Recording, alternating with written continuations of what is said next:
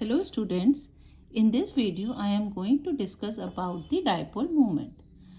अब बेटा देखो डाइपोल मूवमेंट को समझने से पहले हमें दो चीज़ें क्लियर होनी चाहिए कि हमारे पास दो तरीके के बॉन्ड्स होते हैं. One is called as the polar bonds, the other is called as non polar bonds. Polar bonds वो होते हैं जिसमें हमारे पास अगर दो एटम्स होते हैं, मॉलिक्यूल है, अगर इनकी इलेक्ट्रोनेगेटिविटी में डिफरेंस होता है तो ये बॉन्ड पोलर हो जाता है. क्यों होता है? क्योंकि अगर इलेक्ट्रोनेगेटिविटी में डिफरेंस होगा तो जो मोर इलेक्ट्रोनेगेटिव एटम होगा it will carry a partial negative charge while the other will carry a partial positive charge. So this bond becomes a polar bond.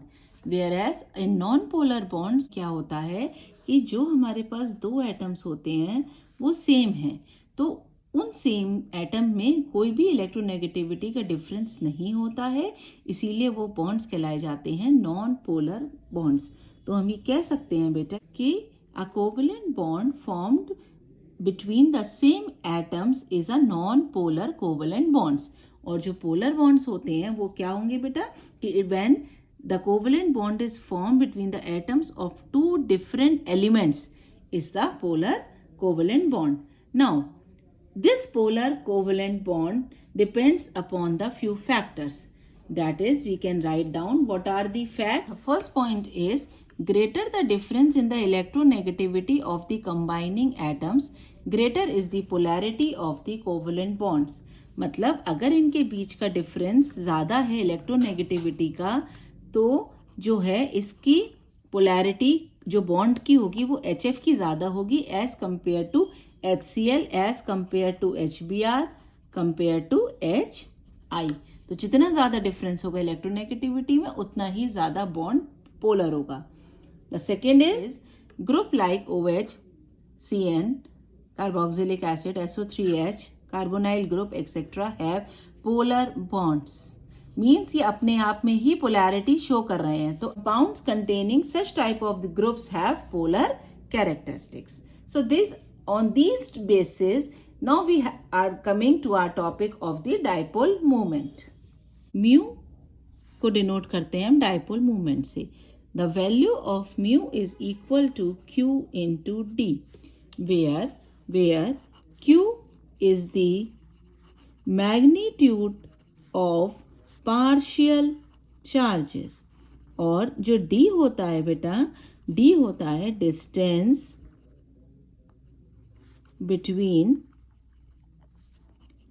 the center of opposite charges. अब ये जो mu की value होती है ये mu एक vector quantity है. Vector quantity क्या होती है? वेक्टर क्वांटिटी जो मैग्नीट्यूड और डायरेक्शन दोनों पे डिपेंड करता है.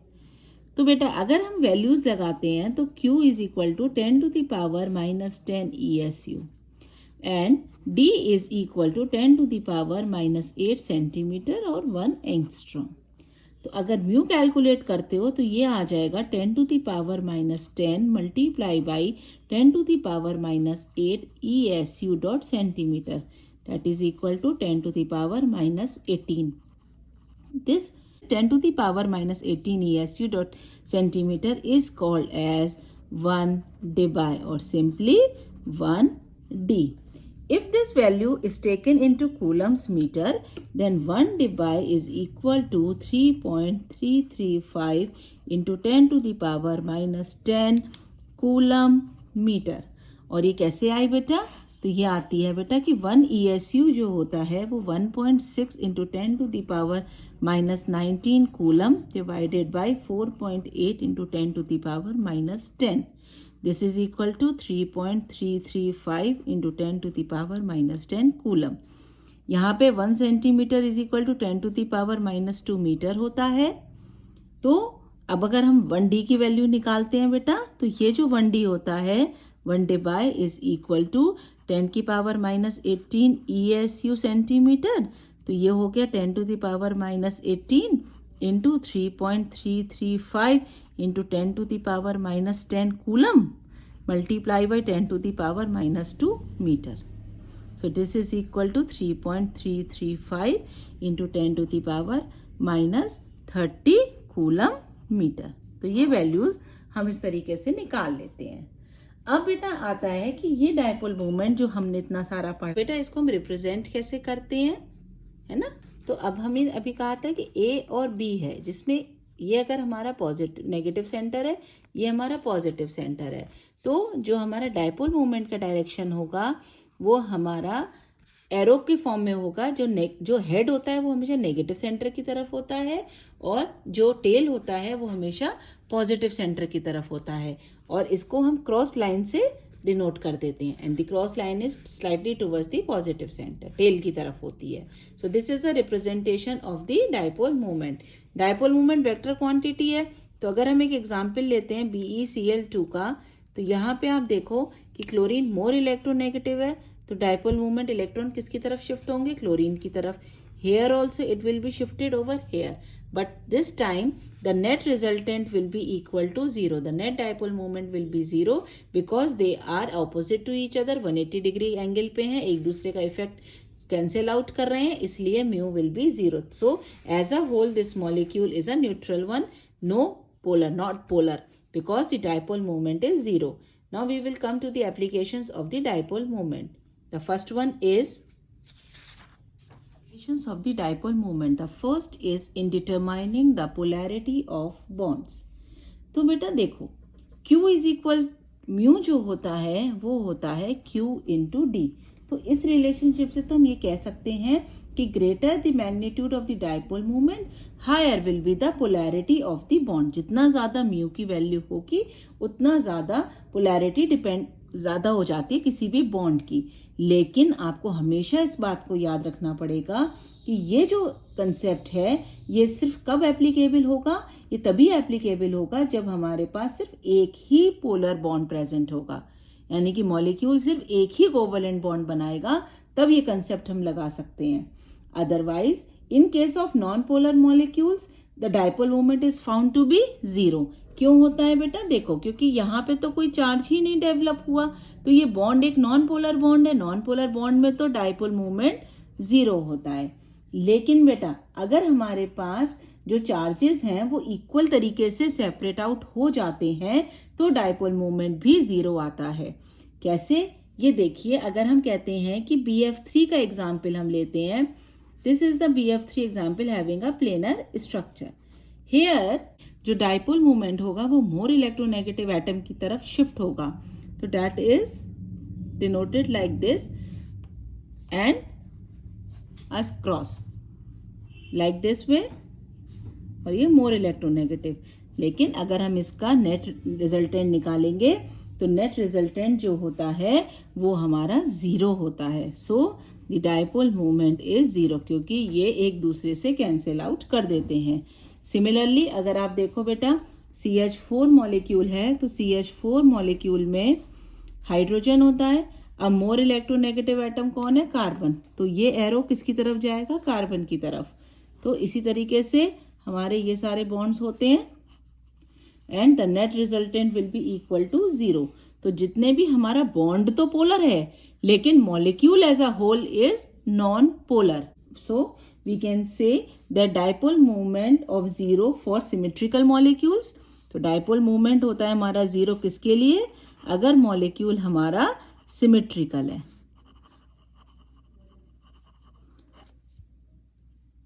Second point is in calculation of percentage ionic character. So here if we take an example of HCl, HCl का हमने एग्जाम्पल लिया बेटा, तो HCl का डायपोल मोमेंट है 1.03 डिबाई. अगर हम HCl के मॉलिक्यूल को 100% आयोनिक कंसीडर करते हैं, तो जो दोनों के यूनिट चार्जेस हैं उनके ऊपर जो चार्ज कैरी करेगा, द चार्ज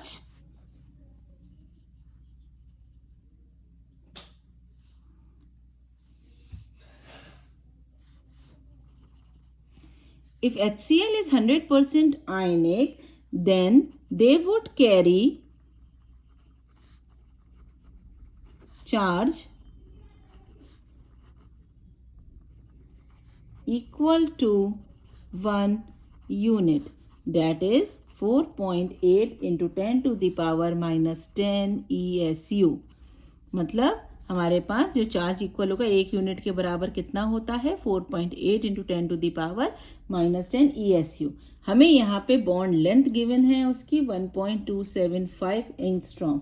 तो इससे हम म्यू कैलकुलेट कर सकते हैं, डाइपोल मोमेंट कैलकुलेट कर सकते हैं जब वो हमारा आयनिक हम उसको कंसीडर कर रहे हैं, which is equal to Q into D.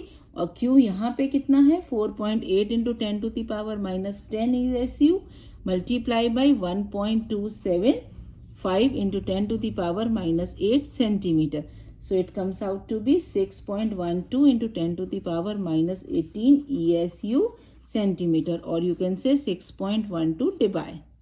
Now the given mu is 1.03. This means the percent ionic character is equal to mu observed, कितना दिया हुआ है, म्यू कैलकुलेटेड, हमने कितना कैलकुलेट करा, multiply by 100। So it is 1.03 is given, but we have calculated as 6.12 multiply by 100, this will give you 16.83%। This means the HCl bond is only 16.83% ionic.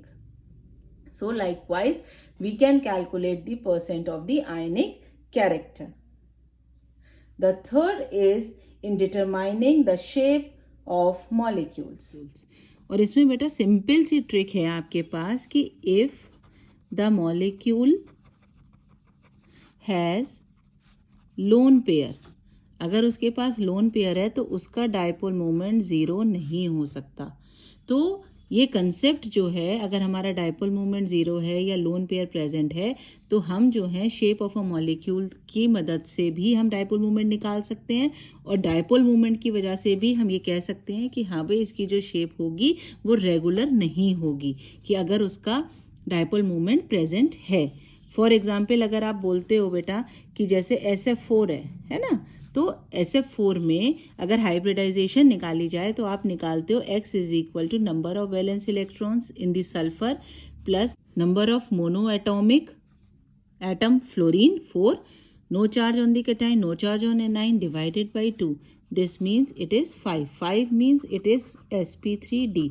The shape should be trigonal bipyramidal, but due to the presence of 4 bond pairs and 1 lone pair, the shape is not the regular one, it is the distorted shape। क्या हो जाती है बेटा, distorted, and due to this it will have 1 lone pair, और ये जो lone pair होगा ये हमारा किस पोजीशन पे जाता है, ये हमारा जाएगा इक्वेटोरियल पोजीशन पे।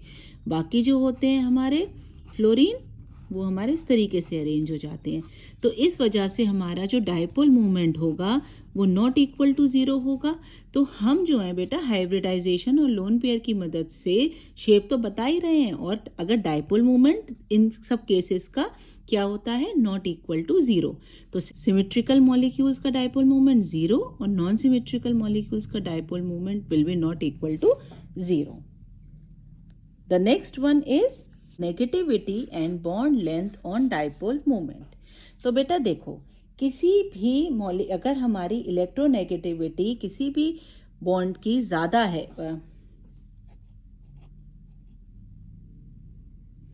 तो बेटा देखिए अब इसमें हम कुछ एग्जाम्पल्स लेते हैं इस इफेक्ट के अंदर। अगर हम हेलोजेंस का केस कंसीडर करते हैं तो हमें पता है कि इलेक्ट्रोनेगेटिविटी हेलोजेंस की जो होती है वो कार्बन से ज़्यादा होती है। तो हम ये कह सकते हैं कि जो ये CX बॉन्ड होगा ये कैसा बॉन्ड होगा, ये एक पोलर बॉन्ड होगा। पोलर बॉन्ड की वजह से इसके ऊपर आता है पार्शियल नेगेटिव चार्ज और इसके ऊपर आएगा पार्शियल पॉजिटिव चार्ज। जैसे जैसे इलेक्ट्रोनेगेटिविटी किसी भी हेलोजन की इंक्रीज करती जाती है तो पोलराइजेशन बढ़ता चला जाता है, इसी वजह से ये जो डिफरेंस होगा ये ज़्यादा होता चला जाता है। तो हमें अगर हम देखें कि इलेक्ट्रोनेगेटिविटी ऑफ हेलोजेंस को अगर हम अरेंज करते हैं तो हम ये कहते हैं कि भाई फ्लोरीन की इलेक्ट्रोनेगेटिविटी सबसे ज़्यादा, then chlorine, then bromine, then iodine. एक कंसेप्ट तो बेटा ये हो गया। दूसरा आता है हमारे पास कि एज द साइज इंक्रीजेस, ये हम बोलते हैं ना बेटा, as the size increases bond length किसकी, CX की, ये भी इंक्रीज करती है। तो अब हमारे पास दो फैक्टर हो गए, एक तो हो गया कि हमारे पास कि CX की बॉन्ड लेंथ इंक्रीज कर रही है, एक है हमारे पास इलेक्ट्रोनेगेटिविटी इंक्रीज कर रही है। तो अगर हम बॉन्ड लेंथ का ऑर्डर निकालते हैं, बॉन्ड लेंथ इन CX, तो आप ये कहते हो कि भाई हाँ, Ci का बॉन्ड लेंथ सबसे ज़्यादा होगा क्योंकि आयोडाइड का साइज सबसे ज़्यादा होता है, उसके बाद CBr, then CCl and then come CF। तो इसमें तो हमारा कोई कंफ्यूजन नहीं है। लेकिन बेटा अगर ये चीज़ आती है, लेकिन डाइपोल मोमेंट जो होता है, ये यहाँ से अब हमारा कंसेप्ट शुरू होता है। ये जो आया म्यू ऑब्जर्व्ड हमारा आ गया CH3Cl greater than CH3F greater than CH3Br greater than CH3I। ये क्या चीज़ हो गई बेटा? अभी क्या कर दिया हमने कहा कि बॉन्ड लेंथ तो हमारी इसमें ज़्यादा है, इलेक्ट्रोनेगेटिविटी फ्लोरीन की ज़्यादा है, लेकिन जो नेट रिजल्टेंट आया हमारा निकल के, वो हम ये कह रहे हैं कि जो म्यू ऑब्जर्व्ड है वो क्लोरीन का केस में ज़्यादा हो रहा है, यानी कि डाइपोल मूवमेंट CH3Cl का CH3F से ज़्यादा हो रहा है। यहाँ पे बेटा आता है ये ऐसा क्यों हुआ, due to the combined effect of charge and bond length. Electronegativity difference of fluorine and chlorine is small. Electronegativity का जो डिफरेंस है बेटा फ्लोरीन एंड क्लोरीन का, वो क्या है, वो स्मॉल है। तो इसीलिए जो डाइपोल मूवमेंट का डिफरेंस है CH3Cl का हायर हो गया CH3F से। एक बात। दूसरी बात, तो फिर आप ये कह सकते हो कि इस केस में कौन प्रीडोमिनेट कर रहा है, who is predominating, bond length is predominating upon the charge factor. ये चार्ज फैक्टर क्या चीज़ है, इलेक्ट्रोनेगेटिविटी का डिफरेंस। तो यहाँ पे इसीलिए CH3Cl का बॉन्ड जो डाइपोल मूवमेंट है वो ज़्यादा होता है CH3F के। बेटा बहुत इंपॉर्टेंट क्वेश्चन है, आता है, इसीलिए आपको याद रखना पड़ेगा। जबकि बेटा इलेक्ट्रोनेगेटिविटी डिफरेंस फ्लोरीन और ब्रोमीन और आयोडीन का अगर आप देखोगे तो ऑब्वियसली फ्लोरीन का ज़्यादा होता है। तो यहाँ पे कौन डोमिनेट करेगा, यहाँ पे फ्लोरीन डोमिनेट करेगा ब्रोमीन और आयोडीन में। तो ये बेटा कुछ चीज़ें होती हैं जो हमें थोड़ी सी समझनी पड़ती हैं, है ना, क्योंकि अब ऐसा नहीं है कि हमने बहुत सारी बुराइयां सुनी हैं अपने इन सब केमिस्ट्री के बारे में। अरे केमिस्ट्री तो हम सिर्फ रटते नहीं हैं, हम इसको समझते हैं। रटना तो हमें है, हर सब्जेक्ट में हम कुछ ना कुछ याद करते हैं, है ना, लेकिन बेटा हम उसको समझ के करेंगे तो हमारी चीज़ें बहुत आसान हो जाती हैं। क्लोरीन फ्लोरीन का इलेक्ट्रोनेगेटिविटी डिफरेंस कम होता है, तो इस वजह से कौन डोमिनेट कर रहा है, फ्लोरीन का बॉन्ड लेंथ डोमिनेट कर रहा है। लेकिन अगर ब्रोमीन और आयोडाइड में देखो तो fluorine is much more electronegative than bromine and iodide. तो इसीलिए जो चार्ज डिफरेंस होता है वो इसमें फ्लोरीन का डोमिनेट करता है और हम ये ऑर्डर ले लेते हैं। तो इस तरीके से बेटा हम निकाल लेते हैं difference in the electronegativity and the bond length on the dipole movement. Next है बेटा जीरो डाइपोल मूवमेंट। और ये बेटा जो जीरो डाइपोल मूवमेंट होता है, अगर किसी भी मॉलिक्यूल में 2 और मोर पोलर बॉन्ड्स प्रेजेंट हैं लेकिन उसका नेट रिजल्टेंट जीरो आएगा, तो मॉलिक्यूल की जो ज्योमेट्री होगी वो रेगुलर स्ट्रक्चर होगा। या हम इसका ऑपोजिट भी कह सकते हैं बेटा कि अगर वो रेगुलर ज्योमेट्री है तो डाइपोल मूवमेंट जीरो होगा। जैसे हम ये कहते हैं कि CCl4 है, हाइब्रिडाइजेशन क्या है इसका, sp3, 109 डिग्री 28 मिनट। सिमिलरली अगर हम एग्जाम्पल लें PCl5, SF6, IF7, तो आप सब में देखोगे बेटा तो ये आ जाता है sp3d, sp3d2, हेयर sp3d3। अगर आप ज्योमेट्री देखोगे बेटा तो 120 डिग्री 90 डिग्री, यहाँ पे आता है आपका 90 डिग्री बॉन्ड एंगल है, यहाँ पे 72 डिग्री या 90 डिग्री। ये सब बेटा हम लोग पहले डिस्कस कर चुके हैं हाइब्रिडाइजेशन में। The link of that video is also shared in this. You can go through it. Clear the concept of hybridization, then many things will be clear. तो ये एक रेगुलर टेट्राहेड्रन शो करता है, तो हम ये कह सकते हैं कि mu will be 0 in for this case. Now next is distinguish between cis and trans isomers. Dipole movement can distinguish between the geometrical isomers. Generally हम ये लिख सकते हैं बेटा, generally cis isomer has higher dipole movement than trans. तो cis isomer का dipole movement ज़्यादा होता है किससे? ट्रांस आइसोमर के। ये एक जनरल है बेटा। अब हम इसको एग्जाम्पल्स के रिलेशन में करते हैं, लेकिन आप देखना कि चीज़ें कैसे डिफरेंट हो जाती हैं। ये जनरल, हमने एक वर्ड लिखा है जनरल, ये कोई रिलेशन नहीं है। तो इसमें आप देखो बेटा कि अगर हम ये कहते हैं सी डबल बॉन्ड सी, हर सी से 2 बॉन्ड जुड़े होते हैं, जोड़ दिए बेटा, है ना। तो ये हमने ये कर दिया काम। अब ये जो 2 बॉन्ड्स हैं, सपोज करो यहाँ पे एक में हमने बी आर लिया, B R H H.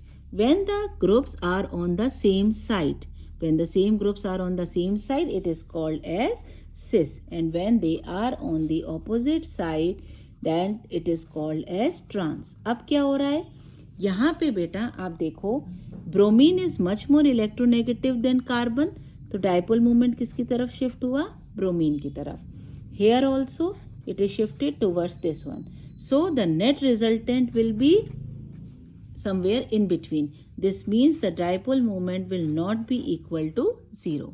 But if you see this case, here it is pulling towards the bromine, here in this one. तो यहाँ पे ये इफेक्ट कैंसिल आउट हो रहा है, इसलिए डाइपोल मूवमेंट 0 हो गया। इसलिए हमने कहा कि सिस का ज़्यादा है ट्रांस से। See one more example, see another example. अब हम लिख रहे हैं बेटा cis and trans isomer of but 2-इन। ये हमारा आइसोमर था बेटा 1,2 डाई ब्रोमो इथीन, है ना। इसको हमने लिया था 1,2 डाई ब्रोमो इथीन। अब हम ले रहे हैं ब्यूट 2-इन का। अब ब्यूट 2-इन का आप एग्जाम्पल लोगे तो ब्यूट 2-इन ये। अब then 1 is your CH3, again CH3, so you see 1 2 3 4 4 is your chain, and 2 at 2 we are having the double bond if the group is on the opposite side। और क्या बचा बेटा? हाइड्रोजन। ये हमने यहाँ पे इसको पुट कर दिया।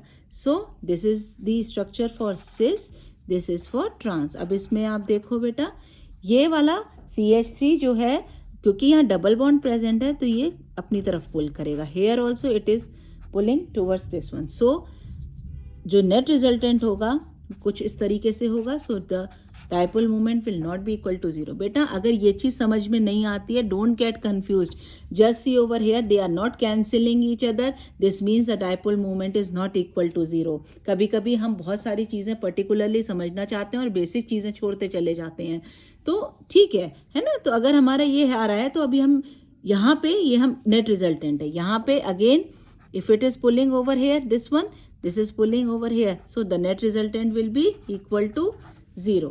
तो कौन हो गया? सिस वाला का डाइपोल मूवमेंट ज्यादा हो गया।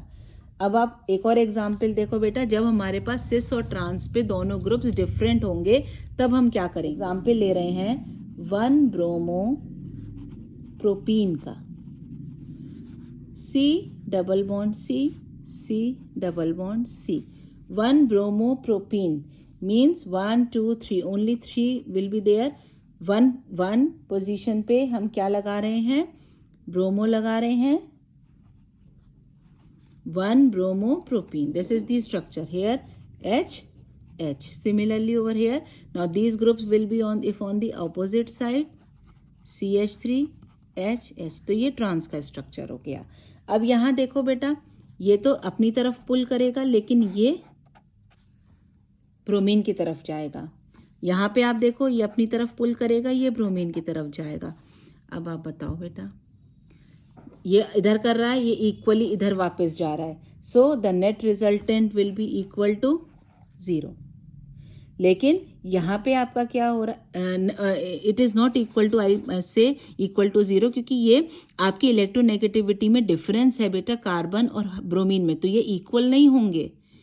तो कुछ ना कुछ नेट रिजल्टेंट तो ज़रूर रहेगा, तो ये हमारा नेट रिजल्टेंट रहेगा। इस केस में भी ये तो सेम है ही हमारा, तो नेट रिजल्टेंट ब्रोमीन की तरफ ही शिफ्ट होता चला जाएगा। तो आप खुद बताओ बेटा, कोई चीज़ एक चीज़ इधर आ रही है एक इधर जा रही है तो नेट रिजल्टेंट तो कम होगा ना, लेकिन यहाँ पे तो दोनों चीज़ प्लस हो रही है तो नेट रिजल्टेंट ज़्यादा होगा। तो हम ये कह सकते हैं कि mu of cis is less than mu of trans. दोनों केस में बेटा नॉट इक्वल टू 0 है, लेकिन किसका डाइपोल मोमेंट ज़्यादा है? इस केस में ट्रांस का डाइपोल मोमेंट ज़्यादा है सिस से। Okay, the next one, between ortho, Meta and para isomers. तो बेटा याद रखना कि जो डाइपोल मूवमेंट होता है ऑर्थो का सबसे ज़्यादा होता है, then meta and then para. Forms हम ऐसे लिख सकते हैं। अब ऐसा क्यों होता है कि ये देखो बेटा, अगर हम एग्जाम्पल ले रहे हैं डाइब्रोमो का, तो Br, one is at ortho, the other is at meta and the last is at para.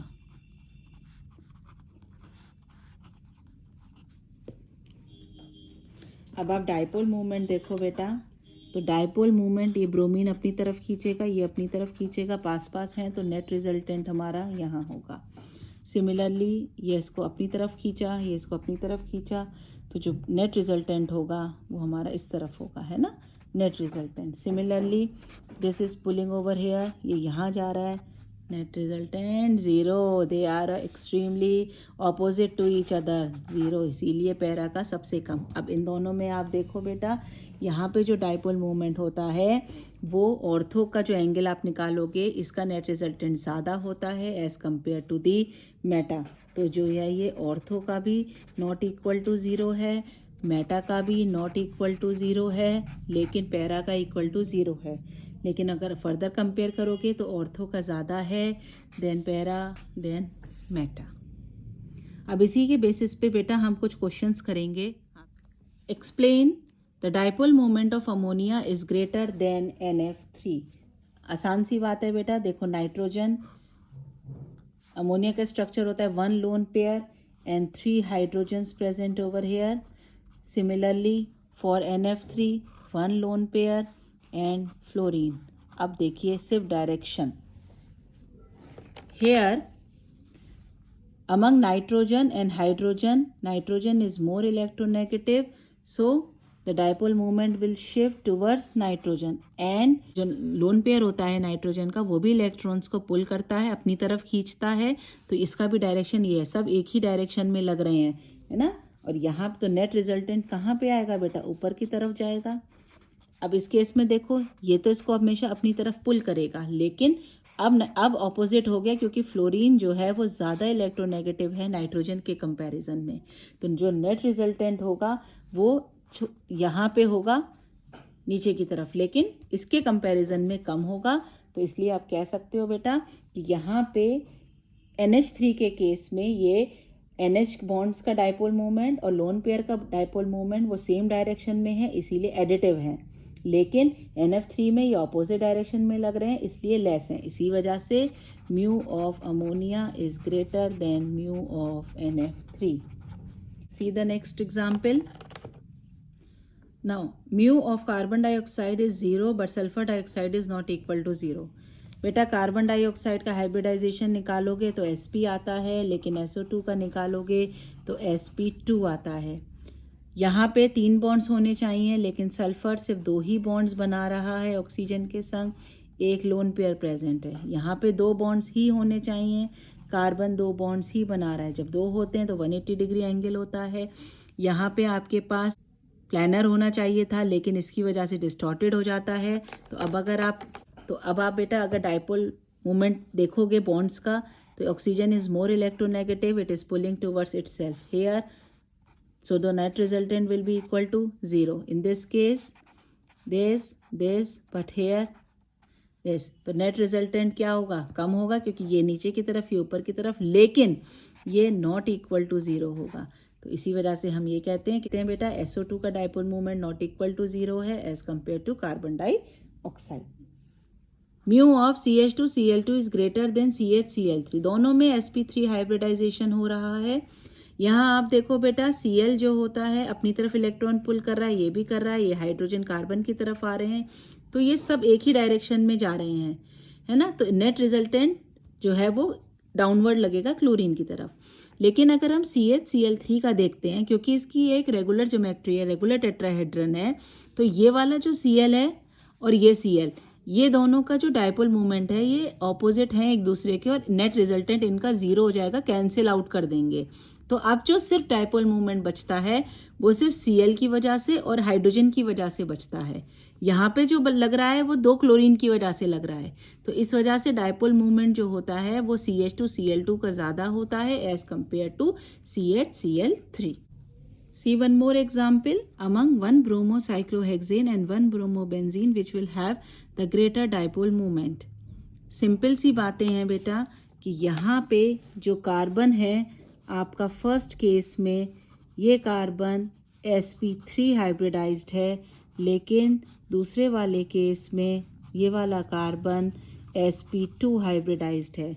और ये हम पढ़ चुके हैं कि sp2 sp3 अगर हमारा ये होता है तो इलेक्ट्रोनेगेटिविटी सबसे ज़्यादा sp में बॉन्ड में होती है, देन sp2 देन sp3।